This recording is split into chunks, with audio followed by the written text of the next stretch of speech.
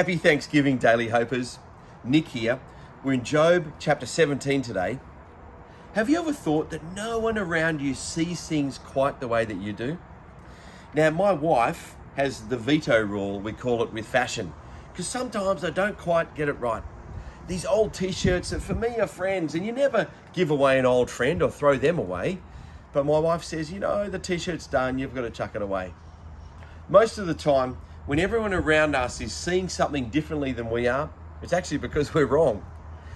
But when it comes to the things of God, it's not always necessarily so. We know Him to be good, we know Him to be kind, even if those around us are giving advice to the contrary. That was what was happening for Job. Now, the book of Job, most likely the oldest written in the Bible, is in three main sections. And we can misread it, misunderstand it if we read through a chapter a day. I know that's what we're doing. But think of it like this.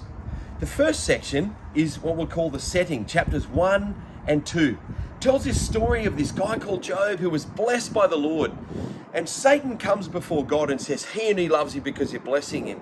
God says, no, he is a good man. Satan says, okay, can I put him to the test? And God agrees to it.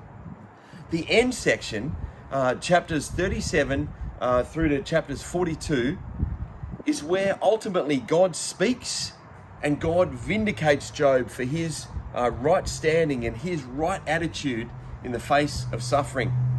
But the big section of the book is in the middle, and it's chapters 3 through to verse 37, chapter 37 rather, is all these guys who come before Job, his mates. There's Elihu, and there's Eliphaz, and there's Zophar, and these guys who come to Job and they give him well-meaning but ultimately misguided advice.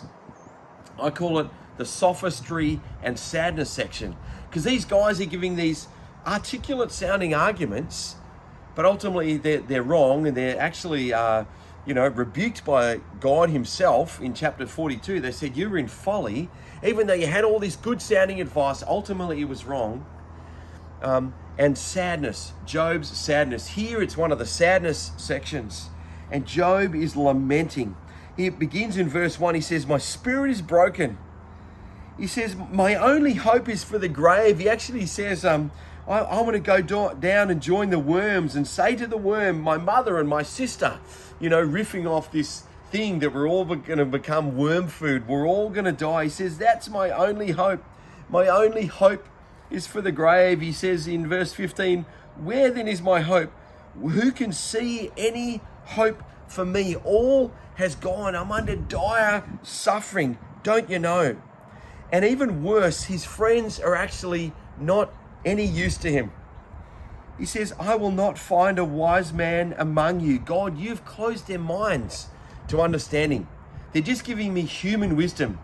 His friends were talking out of the fact that they were blessed, and they carried the assumption with them that because they were blessed materially and with things on this side of eternity, the things that they were going to say had great worth. But it's not always the case, is it? The key to understanding this chapter, I think, is referenced in verse 9. Even though Job is undergoing this suffering, even though there's no hope, his only hope he feels is in the grave. In verse 9 he says this, nevertheless, the righteous will hold to their ways, and those with clean hands will grow stronger.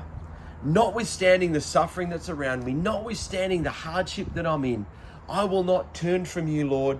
I will not curse your name.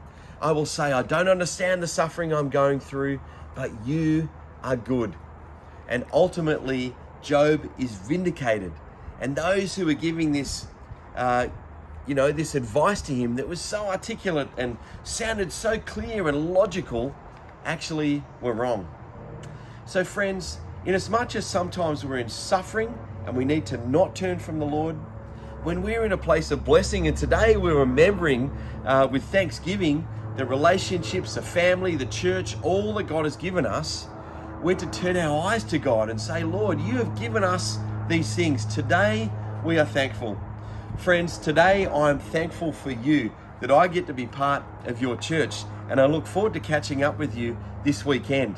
But let's lift up our hearts. Today, why don't you say a prayer of thanks to God for all that He's blessed you with? Take care, and I look forward to seeing you soon.